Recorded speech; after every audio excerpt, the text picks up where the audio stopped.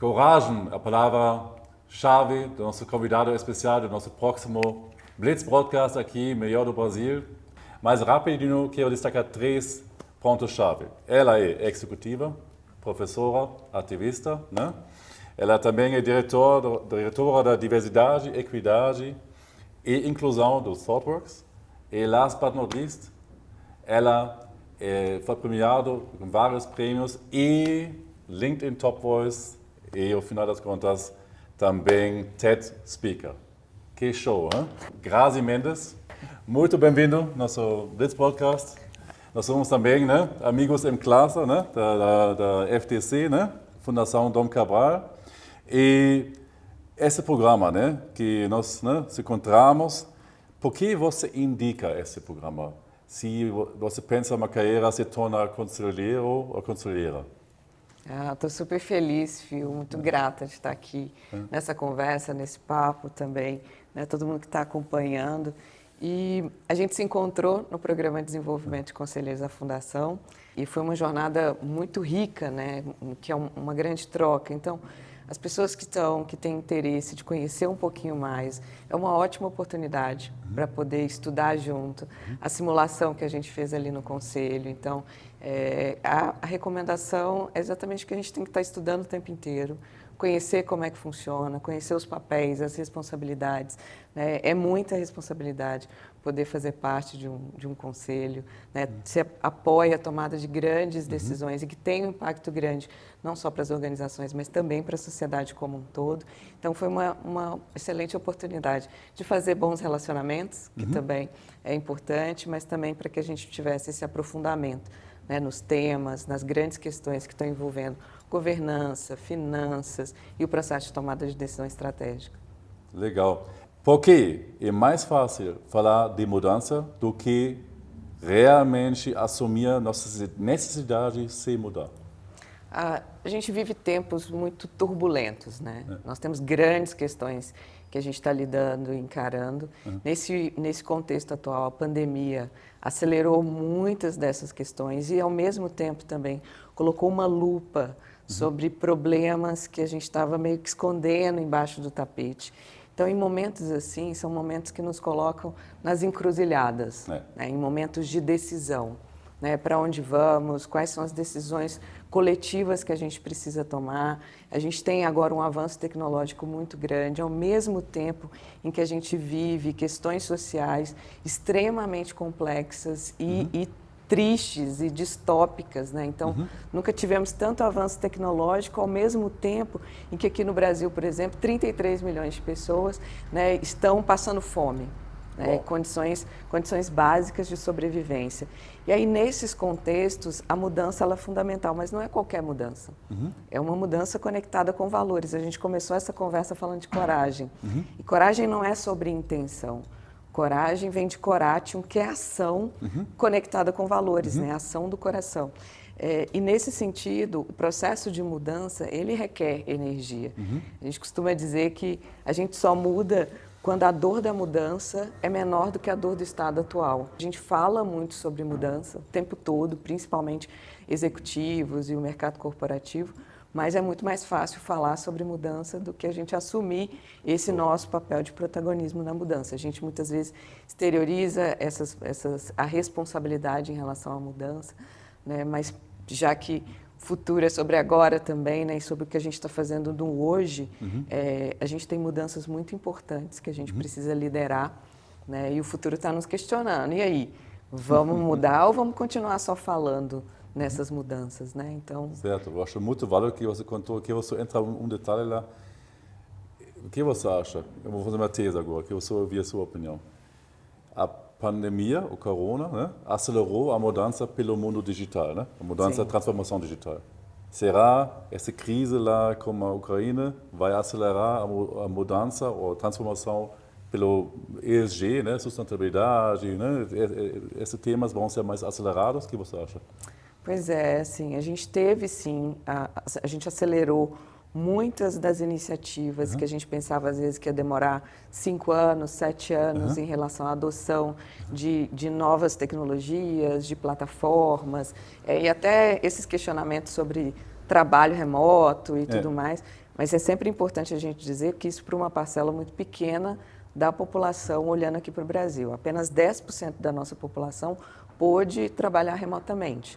E se a gente olha para a educação, né, a gente tem um abismo de estudantes que a gente tem que encarar agora, que não puderam acompanhar as aulas durante esse período, né? Então a gente teve uma evasão escolar gigantesca, e eu acho que é esse tensionamento que a gente está vivendo, que é, se por um lado uma crise, guerras aceleram mudanças, a gente precisa se questionar quem são as pessoas impactadas com essas mudanças, quem se beneficia com as mudanças que estão acontecendo e como é que a gente faz para que as mudanças que vêm, né, que acontecem nesses momentos de tensionamento, elas possam ser mudanças que contemplem mais pessoas em termos de progresso. Para existir progresso, eu preciso ter uma melhoria da qualidade de vida humana para todas as pessoas, né?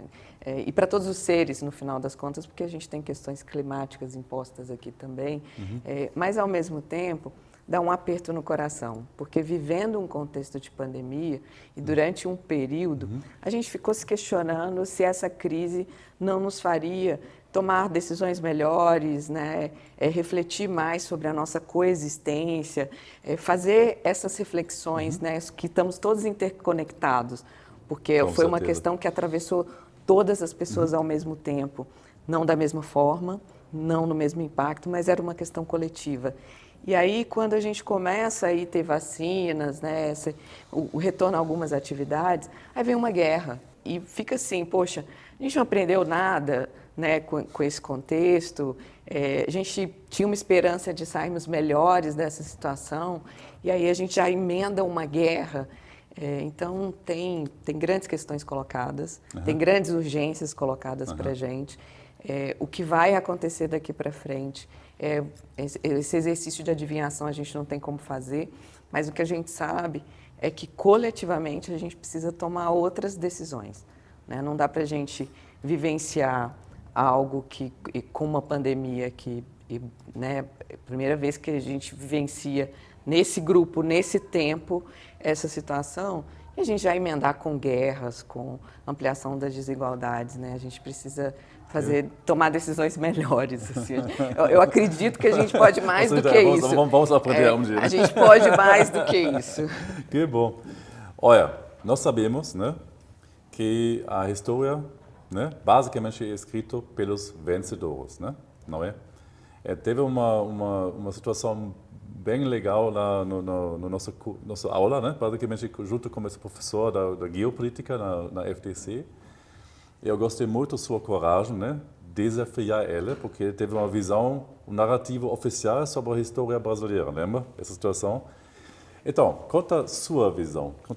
Como começou isso, né? Essa mistura das raças, tudo isso. Ele falou, né? O professor falou, pelo amor do povo, né? Foi criada uma mistura, né? Qual é a sua visão? A gente tem, é o perigo das histórias únicas, né? Existe, né, no imaginário coletivo que esse país começou com as invasões, né, e que durante muito tempo nem eram chamadas de invasões, era o descobrimento do Brasil, desconsiderando todas as populações que estavam aqui presentes, né, os povos originários e toda uma história que já existia aqui. E esse processo, a nossa história, a história do Brasil, é uma história marcada por violências, por muitas violências, né? Esse imaginário de que somos uma população miscigenada, que isso aconteceu pelo amor, isso é uma inverdade. Basta a gente, né, se olhar no espelho, olhar para a nossa história. Parte dessa miscigenação, inclusive, foi por violência, por estupro de mulheres indígenas, de mulheres negras que vieram, né, e populações negras que vieram para cá, sequestradas, escravizadas durante quase 4 séculos. Né? O último país a abolir a escravidão foi o Brasil. Então, uma história marcada por muita violência e não dá para a gente romantizar essa história. Né? Não dá para a gente... E tem um provérbio africano que ele é muito importante. Quem não sabe de onde veio, não sabe para onde vai. Boa. Então, é muito importante que a gente conheça a nossa história, que a gente reconheça essa história que tem como base, né, violências e violências sistematizadas, violências que não são violências que não são explícitas, muito explícitas, inclusive, explícitas na legislação. A primeira lei de educação no Brasil era uma lei que proibia pessoas negras de estudar. Né? Então, assim, nós não somos essa sociedade que convive de forma harmônica com as nossas diferenças, né? E que conviveu ao longo da história, muito pelo contrário. Né? E essa história precisa ser contada, essa história precisa ser narrada, porque a partir do momento que a gente conhece a nossa história, a gente tem a possibilidade de escrever uma outra história. Você sempre diz, né, que não precisamos o novo normal, o new normal, next normal, né? O que você quer dizer basicamente com essa afirmação? Eu acho que você deve se lembrar, assim, no início da pandemia, diante de tanta incerteza, de tantos questionamentos, começou a surgir muito esse termo, novo normal, novo normal, novo normal, novo normal. E eu me lembro exatamente o momento eu escrevi um texto que era para o inferno com o novo normal. E esse texto foi escrito porque, participando de várias reuniões, e não eram reuniões só internas da empresa, eram reuniões com executivos aí pelo mundo inteiro, esse novo normal era muito repetido, e ao mesmo tempo a gente estava vendo das nossas telas, né, o aumento da violência, as grandes questões que estavam colocadas, quem podia e quem não podia se colocar numa situação de segurança durante a pandemia. A gente tem que lembrar que a primeira vítima fatal do Covid no Brasil foi uma empregada doméstica negra, né, que estava ali e as pessoas vieram da Itália e não alertaram essa pessoa sobre os riscos ali. Ela foi contaminada. Por que o novo normal não fazia sentido? Porque o nosso normal, aquilo que a gente normalizou, foram as violências, é a injustiça, é a desigualdade. Quantas vezes a gente não se afeta pela essa desigualdade que a gente tem no país? A gente passa por ela, todos os dias, e a gente simplesmente não se afeta, a gente não se mobiliza para fazer as mudanças. E o que a gente normalizou, o nosso normal, é violento, é injusto, é desigual. E uma janela, né, de atenção, como é esse contexto de pandemia, deveria estar nos colocando para construir outras possibilidades, outros futuros possíveis. Essa ideia de normalidade que a gente construiu, ela não dialoga com as grandes questões que estão colocadas no tempo. E pessoas que ocupam posição de liderança têm canetas muito importantes. Então, eu costumo dizer que tem sempre uma mudança que a sua caneta alcança. Mas, para isso, você precisa ter consciência e percepção de quais são essas mudanças necessárias, porque senão a gente fica tomando decisões. O Emicida tem uma frase numa música que diz para que o amanhã não seja só um ontem com um novo nome. E, para mim, isso tem muito a ver com essa história do novo normal, porque a gente tomando decisões numa tentativa de voltar para um lugar ou de construir uma ideia que, enfim, não faz mais sentido. Né? Então, acho que por isso que deu o ranço desse termo. Eu sei que ele abrangia uma sensação e uma tentativa de se criar alguma ideia de segurança e de normalidade, mas eu acho que isso tira a gente do lugar do desconforto. Você citou no seu TED Talk, né, que eu assisti no caminho aqui no estúdio, né, a escritora Audre Lorde, né, que diz basicamente para mulheres negras o silêncio não é uma opção. O que você quer falar com essa afirmação? Aqui no Brasil, mulheres negras representam praticamente 1/3 da população. O maior grupo étnico desse país é composto por mulheres negras, 28% da população. Isso é uma representatividade enorme. E quando a gente olha para os indicadores, a gente olha para toda a matriz social que a gente tem, mulheres negras ocupam o que a gente chama da base da pirâmide social. né, atravessadas pelos piores indicadores que a gente tem, subrepresentadas em todas as dimensões de poder e, portanto, é uma configuração, né, essas mulheres estão à margem, né, desse sistema. E existe um poder do olhar da margem. Né? Quando quem está à margem tem uma percepção muito mais próxima da realidade, das nossas realidades aqui no país, que esse grupo traz. Existe uma sabedoria das margens. Né? Legal. E essas mulheres, se você quer entender do Brasil, vá conversar com as mulheres negras periféricas. Né? Elas trazem os problemas reais desse país. Elas trazem uma visão muito mais ampla dessa sociedade. Daí a importância do protagonismo, daí a importância de ter essas mulheres ocupando posições de liderança no governo, na política, nas grandes empresas, na tecnologia, né? Trazer esse olhar e essa percepção das margens, e também são elas que promovem as grandes transformações quando a gente pensa em mudanças estruturais. Não à toa os programas que visam, né, investimentos sociais estão muito focados nesse grupo, né? Porque a partir desse grupo existe toda uma mobilização de transformação das famílias, das comunidades, dos territórios também. Por isso essas são vozes, narrativas e protagonistas que a gente devia estar se aproximando cada vez mais. Então, assim, eu faço parte do maior grupo étnico do país, no entanto, eu sou 0,4% quando a gente olha para ocupações, né, de lideranças nas grandes empresas desse país. Existe um gap.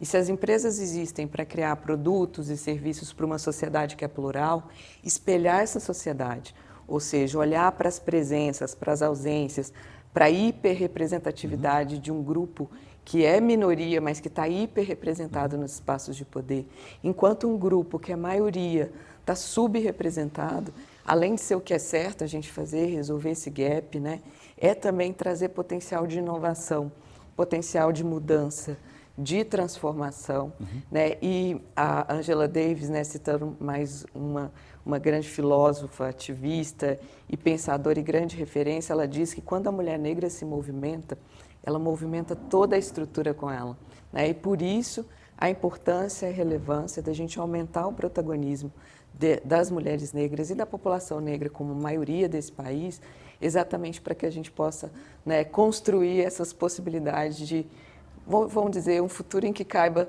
todas as pessoas também, né? Então, acho que esse é um ponto muito importante que vem a partir dessas reflexões de Audre Lorde, de Angela Davis, de Lélia Gonzalez, né? Da professora Sueli, de tantas outras que vêm contando muito para a gente. Você disse tudo elas que você mencionou são sua inspiração? São. Legal, legal. Para que hoje eu estivesse aqui fazendo essa troca, essa conversa com você, foram elas e tantas outras que pavimentaram esse caminho, que vieram antes e que ampliaram e que tornaram isso aqui possível. A professora Conceição Evaristo fala, combinaram de nos matar, mas nós combinamos de não morrer. Né? Então, assim, por movimentos de resistência a gente chegou até aqui. É verdade, né? Então, é muito importante saber que o que eu faço hoje é continuidade.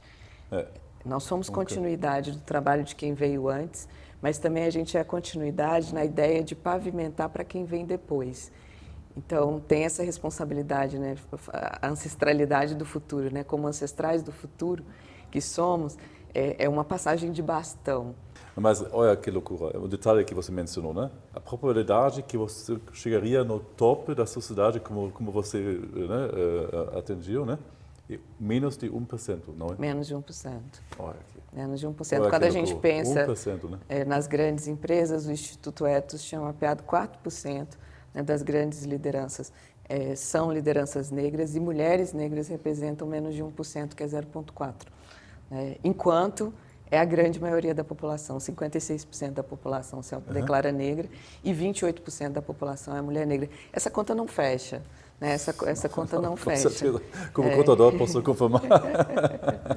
Não, mas, talvez uma pergunta a mais nesse contexto. Você mencionou, né, que você ficou inspirado pelas mulheres que lutaram essa luta antes, né, antes de você entrar no caminho, né? Qual seria a sua dica para futuras gerações, né? Mulheres negras, né? Meninas negras agora que estão olhando para você como uma inspiração, qual a dica para elas? A gente se enxergar como potência, mesmo que as outras pessoas não nos enxerguem assim. Nesse lugar da dimensão subjetiva, da construção de uma autoestima dentro de uma sociedade que, dentro do imaginário, ou seja, nos personagens que você vê na TV, nas histórias que você vê retratada nos filmes, nas novelas, né, sempre nos contam uma história de subalternidade, uma história que parece que começou com a escravidão. Nossa história vem muito antes disso, né? A gente tem uma história que traz também potência. E como que a gente pode se olhar como potência, se reconhecer como potência, valorizar a nossa origem, conhecer a nossa origem, mas não a nossa origem a partir dessa perspectiva que tentam nos contar, né, de que o nosso lugar é um lugar de servidão ou um lugar numa hierarquia das diferenças, que as nossas características são características de valência negativa. Né? O nariz, o cabelo, a boca, o corpo, os traços, a história, a origem. Como que a gente pode olhar para isso a partir de uma potência? E reconhecendo essa potência, como é que a gente pode se aquilombar? Né? Ou seja, como é que a gente pode também não reproduzir as questões que nos impedem de chegar de forma coletiva. Então, é importante eu poder estar aqui, é muito importante. Representatividade importa porque, como a Viola Davis disse, a gente precisa ver a materialização, né, dos nossos sonhos. A gente precisa conseguir enxergar. Você não pode sonhar com aquilo que você não pode ver. Eu sou fruto de políticas públicas, né, de bolsa de estudos. Né, eu venho da periferia como filha de empregada doméstica, sem acesso a uma educação de qualidade, estudar em escola pública. Eu tive bolsa e, a partir disso, educação, acesso à educação. E isso tudo é muito importante para a gente não acreditar nesse mito da meritocracia, que é só você se esforçar que você consegue. Não é sobre isso. Uma sociedade desigual, ela produz ônus e bônus a partir de qual grupo que você faz parte. E aí a gente precisa reconhecer isso, porque aí a gente tem que mudar essa estrutura, ampliar as oportunidades, trabalhar com equidade de oportunidades. Então, eu preciso mexer, usar políticas afirmativas, eu preciso fazer processos intencionais, para que exatamente a gente dê mais oportunidades, porque aí depois disso a gente pode conversar sobre outras questões. Então, representatividade importa, é muito bom a gente se ver, é muito bom a gente ter, mas não pode ser só uma. Né? O importante não é ser a primeira, o importante é abrir caminhos. Então, quem está hoje ocupando e conseguiu passar por essas frestas, né, tem também essa responsabilidade de, com outras pessoas aliadas, abrir para que, ao invés de entrar pelas frestas, quem vem depois, essas meninas e esses meninos possam entrar pela porta da frente, né, possam se ver possíveis, possam sonhar. Eu acho que estava dando uma aula ontem e a gente falou muito sobre isso, né, sobre quem tem direito de sonhar nesse país. Né, e é muito importante que a gente resgate o direito de existir, ou seja, de existir nos espaços, de ser quem se é, né, o direito de sonhar e o direito de errar também. Porque é muito solitário quando você chega nessas posições, que você é a única, uma das poucas, porque tem também o peso de você não poder errar. Né? Como quando você erra, vão questionar todas as políticas que estão ali. Lá.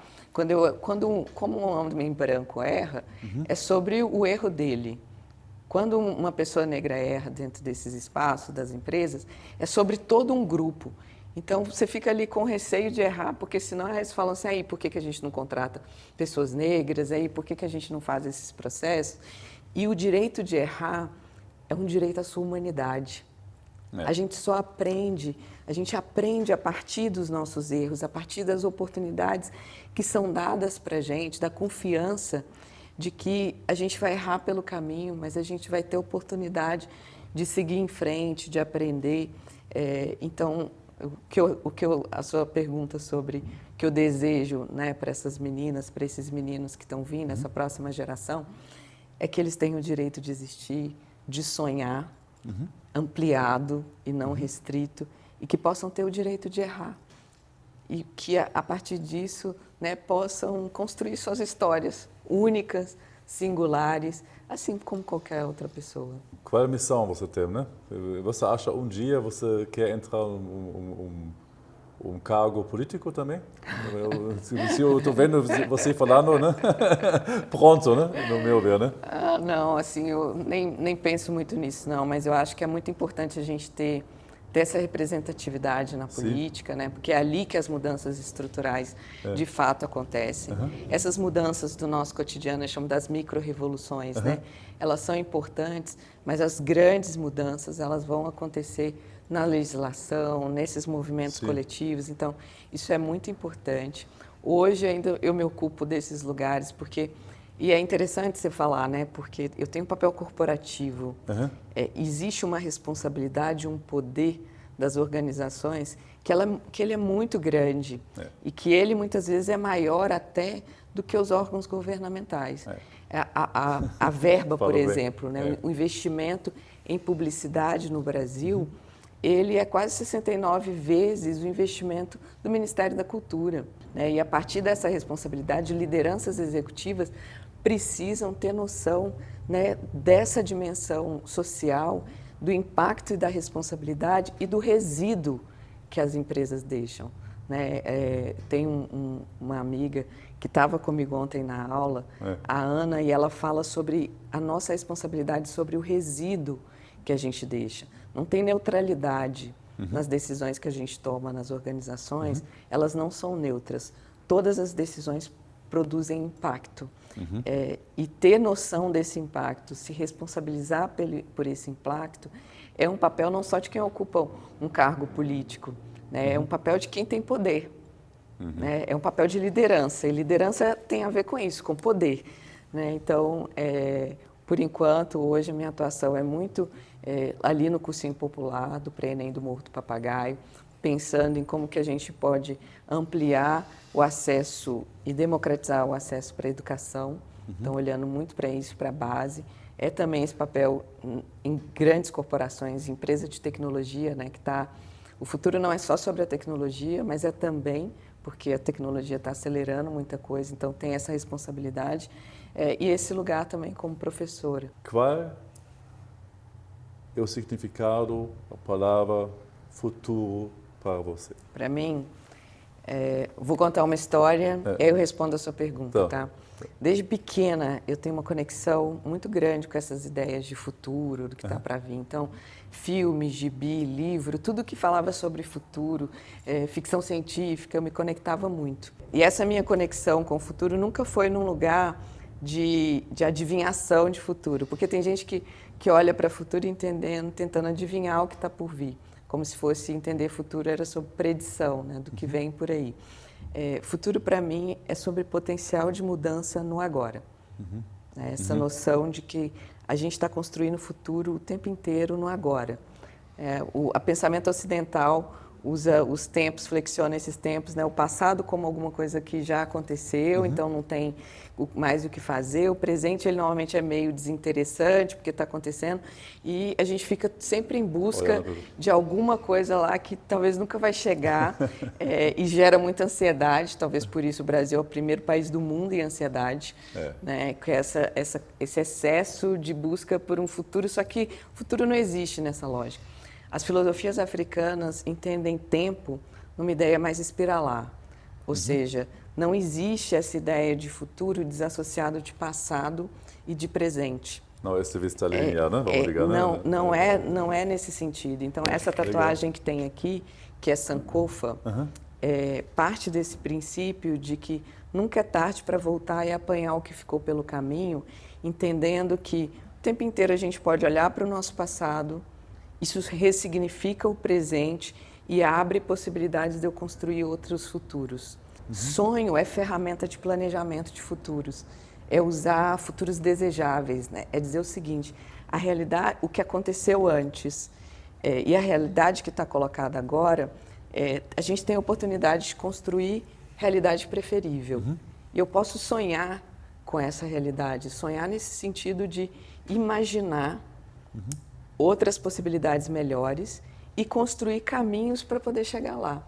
Isso é entender potencial de mudança, né? Mas para isso eu preciso ter sonhos coletivos, eu preciso falar abertamente sobre esses sonhos coletivos e eu preciso construir rotas, caminhos possíveis, né? Então, para mim, futuro tem muito a ver com isso, assim. Eu falo, o título do meu TED é Coragem é Movimento de Futuro, né? Porque coragem, como qualquer virtude, só acontece no presente, né? Querer ser corajosa na semana passada não é ter coragem, querer ser na próxima não é. Coragem só acontece no presente. E não é sobre intenção, é sobre ação concreta. Então, entendendo isso, para mim, é sempre essa ideia do que a gente vai fazer, né? E o que a gente sonha, que futuro que a gente sonha para que a gente coletivamente possa tentar construir. Eu gosto como você quebra os dogmas, né? Eu acho uma das dogmas da nossa humanidade é essa percepção que nós vivemos uma história, tempo linear, progresso linear. Não existe isso. Agora vamos tocar tema, né? O buzzword, né? Diversidade, né? Que tem, lógico, parte da sua missão, né? Qual é a sua recomendação para as empresas para evitar entrar nesse jogo que você chama diversity washing? Esse termo tá muito em voga aí e faz uma alusão ao greenwashing, né? Que é esse movimento das organizações e das empresas se apropriarem de causas, ao menos só para fazer propaganda ou para poder lucrar e ganhar dinheiro com isso, mas não se responsabilizando pela mudança necessária e importante que precisa acontecer.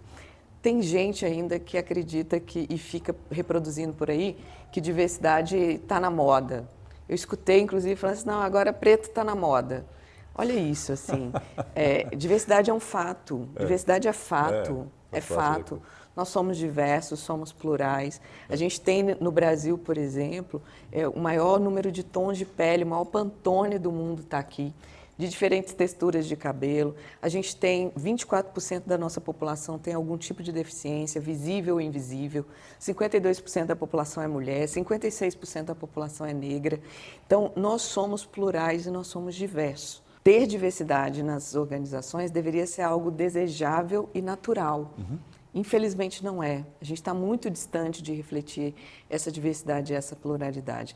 É por isso que a gente precisa usar da inclusão, que é ferramenta intencional, para que a gente possa equalizar melhor essa representatividade. E diversidade, equidade e inclusão não é uma modinha, não vai passar. São motores de transformação das organizações e da sociedade. Espaços homogêneos fazem mais do mesmo. Você pode até fazer uma coisinha diferente ali, mas inovação e diversidade estão diretamente relacionados. Então, para que a gente possa resolver os problemas complexos que a gente tem para frente, impostos agora no presente, a gente precisa da diversidade. É sobre agenda estratégica. Assim como a gente olha para os nossos indicadores, então eu preciso aumentar as vendas, eu preciso contratar mais pessoas, esses todos são indicadores de negócio, eu não posso fazer isso sem a lente da inclusão. Sim. Então, para cada decisão que eu tomo, eu posso usar. Qual seria uma boa meta nesse sentido para uma empresa? Vamos ligar, né? Vamos uma empresa multinacional aqui. Qual seria aqui, né? Com FIAs aqui no Brasil, qual seria uma meta que você recomenda? Uma KPI, né, em inglês, né? Eu uso dados. Eu vou lá e vou ver qual que é a distância, né, da remuneração de um grupo em relação ao outro. Eu vou fazer estudos de pay equity.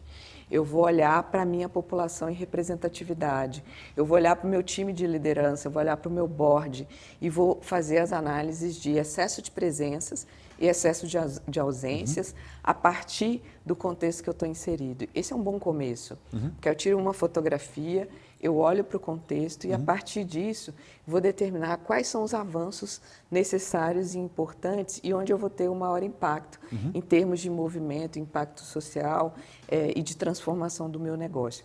E a partir disso se estabelece essas metas. Metas são importantes, porque os negócios se movimentam muito a partir das metas, né? E tem que ter o envolvimento da alta liderança, que precisa colocar isso em toda reunião, a gente precisa conversar sobre isso, né? Eu participo das reuniões, então a gente vai falar sobre programa de desenvolvimento de futuras lideranças. Tem target de diversidade na conversa. A gente vai falar sobre aumento do nosso portfólio, isso precisa aumentar também contratação. A gente vai lá falar sobre novos pools de talento para aumentar a diversidade, para aumentar essa representatividade. Então, inclusão como lente. E essa lente Legal. presente no negócio o tempo inteiro, a partir do core, a partir daquilo que você faz. Você não vai fazer como ação social, né? Você trabalha como empresa de tecnologia, né? Você vai olhar para o seu core, entender qual que é o seu impacto nessa sociedade e vai tomar decisões, definir targets, metas, a partir do seu core, daquilo que é o seu negócio. E a pergunta tem que ser, por que a gente tem essa hiperrepresentatividade tão desconectada da sociedade e dos negócios? A gente vai precisar se perguntar por que tem tantos homens brancos, né, da mesma faixa de idade. A gente, né, revelando um pouquinho, né, dos nossos grupos lá. Tá. A gente tira uma foto que até a mesma cor da camisa, que a cor da camisa é igual, né? Isso o que é isso? Assim, parece que a gente faz Photoshop, que é a mesma pessoa várias vezes. É câmera de eco. Ali não é espaço de inovação, assim, é câmera de eco. E quem que era eco na mitologia? Era a ninfa apaixonada por Narciso. E Narciso acha feio tudo que não é espelho. Então, as pessoas estão conversando entre elas mesmas, com os mesmos grupos. Se a gente pensa na questão racial, existe uma segregação voluntária afetiva de pessoas brancas no Brasil, pessoas que convivem entre elas, nos seus bairros, nos seus clubes, nas suas escolas, o tempo inteiro, e que passam a acreditar que elas que existem, que o mundo e as questões que elas vivenciam são as únicas questões que estão colocadas. Então, a gente precisa ter essa diversidade dentro das organizações para a gente ser desafiado nas nossas crenças. Então, a gente tem uma longa caminhada aí pela frente. A gente avançou, tem que reconhecer alguns avanços, reconhecer que a gente deu alguns passos, mas o risco da gente não avançar ainda mais é retroceder. Durante a pandemia, o primeiro ano de pandemia, a gente teve uma redução de 15% da participação de mulheres, principalmente mães, no mercado formal de trabalho. A primeira crise que chega, a gente tem esses retrocessos. Então, a gente precisa avançar cada vez mais para que a gente possa ir construindo um contexto tão plural e tão diverso quanto a sociedade que a gente vive, né? Qual é o seu segredo do sucesso? Como você consegue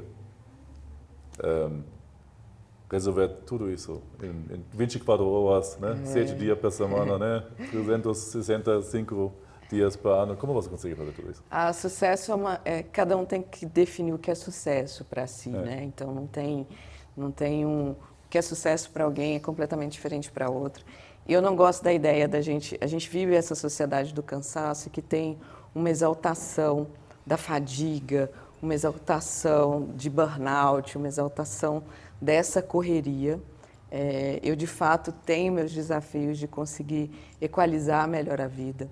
Então, eu tento balancear, né, entre contemplar a natureza, fazer leituras. Enquanto eu estou, às vezes, no voo, meu último voo para o Chile, quando a gente se encontrou, né, no dia seguinte lá na formação, eu fui lendo um romance nigeriano, maravilhoso, em que eu me envolvi, eu briguei com os personagens no meio do voo, eu fiquei chateada, eu conheci uma realidade, um contexto sociopolítico e, ao mesmo tempo, de dilemas humanos, né, que alguns se aproximam, outros se distanciam. Eu vou sair daqui de São Paulo, que é essa correria, o trânsito, vou voltar para minha casa, que é mais no meio do mato, tem meus caramelos ali, tem a família. Então, já combinamos um final de semana com fogão a lenha, né, que é uma comida que é feita com um tempo mais lento, para a gente se lembrar do gosto das coisas. Né? Eu gosto de preparar, gosto de estar, gosto de fazer esse preparo, assim, né? Então, no meu caso, eu tento balancear. Eu gosto muito de tudo que eu faço. Esse é um risco, né? Um risco de acabar se envolvendo, mas, ao mesmo tempo, para mim tem sido muito importante eu olhar mais para o meu corpo, sentir mais esses sinais e estar o tempo inteiro conectada também com coisas que trazem contemplação, prazer, trocas. Né? A gente vive num tempo em que as pessoas elas estão ocupadas demais e gente ocupada demais não tem tempo de prestar atenção nas coisas que realmente importam. Gente ocupada demais passa desapercebido pela vida. Corre tanto, mas ao final do dia, se você perguntar o que você fez hoje, que sabor você provou hoje, que cheiro você sentiu hoje, a pessoa não consegue nem saber. Tem gente que não lembra nem o que almoçou. Se você perguntar na parte da tarde, o que você almoçou hoje, a pessoa não consegue nem lembrar. Então, esse é um estilo de vida que tem sido glamorizado no nosso tempo, hipervalorizado. E eu me lembro de um evento que eu participei em que uma jovem, ela veio para mim e perguntou assim, olha, para eu ter sucesso, para eu ser famosa, eu tenho que ter um burnout? E é uma pergunta profunda, assim. Naquele momento eu parei e falei, não, mas ela falou, mas todas as pessoas que estão aí nessas listas, nesses rankings, todas elas de alguma forma estão contando sobre seus colapsos, sobre seus burnouts. Olha a referência que a gente está construindo, né? Enquanto a gente precisa conseguir equalizar melhor essas questões. A gente pode trabalhar, pode se envolver nos nossos projetos, a gente pode fazer coisas bonitas, coisas que a gente se orgulhe de fazer, mas a vida precisa ser elaborada, ela precisa ser vivida, né? Ela precisa ser sentida e experienciada. Só que experiência não é o que acontece lá fora, né? Experiência é o que me acontece, é o que me passa, é a minha capacidade de sentir e de afetar e de ser afetado pelo que está acontecendo.